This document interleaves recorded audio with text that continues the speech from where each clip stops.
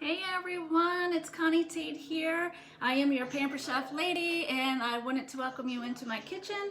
I'm currently cooking dinner, which is a pot roast with mashed potatoes in a quick cooker, and we're going to use one pot to cook everything in one thing. So this is going to be an amazing tip for you guys. If you're thinking about the quick cooker, it is a must-have, and make sure you get the ceramic pot because you're gonna need that too.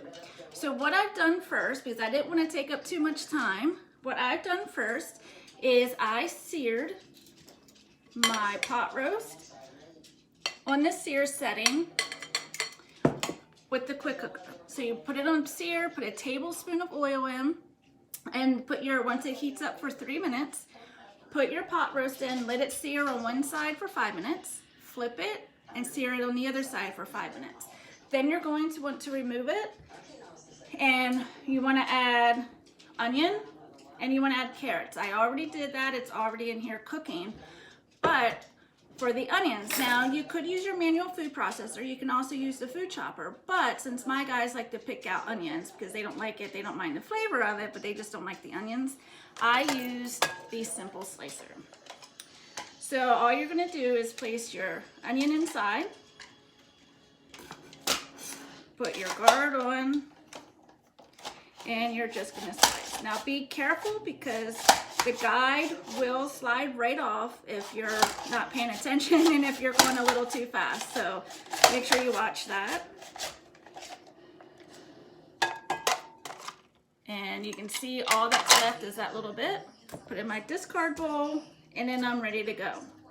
So that's my onion. Now while my onions and my carrots are cooking in the bottom here, I also added a half a cup of broth to the bottom.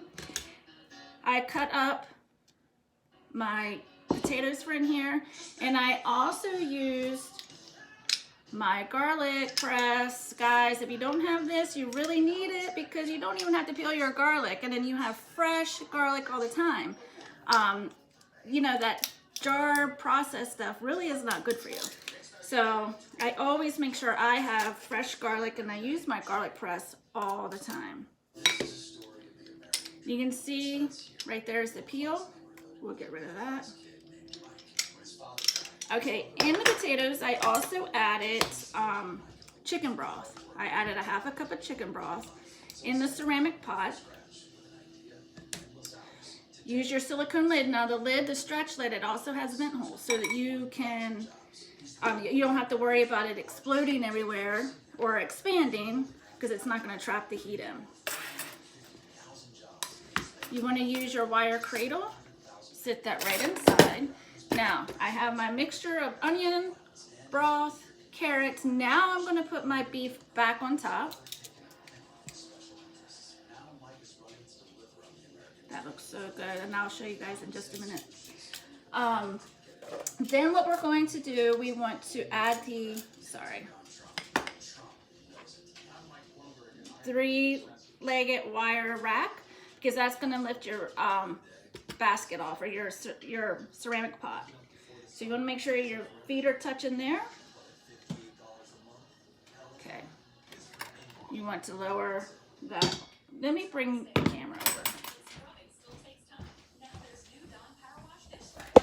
All right, so you can see how, how we did that, right? So we have the beef, we have the carrots, the onions, and we have the wire rack here that we're going to sit the ceramic pot on top of.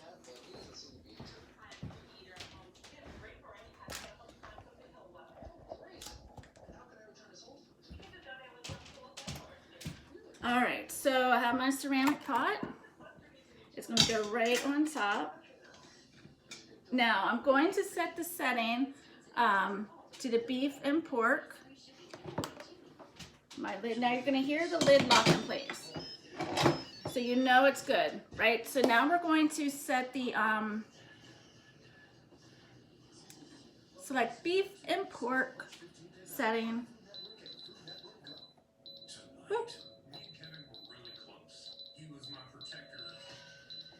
Chicken, poultry, and then you have beef pork. So we want to do beef pork 35, and you're just gonna push set or start. That's it. So when we're all done, we're gonna be able to mash up the potatoes. The beef will be done. It'll be perfect. So I wanted to show you guys that recipe really quick to show you how easy the quick cooker can be. Your garlic press, don't forget that, and your simple slicer.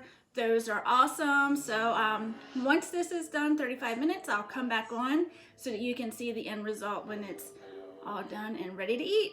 I'll talk to you guys soon. Bye.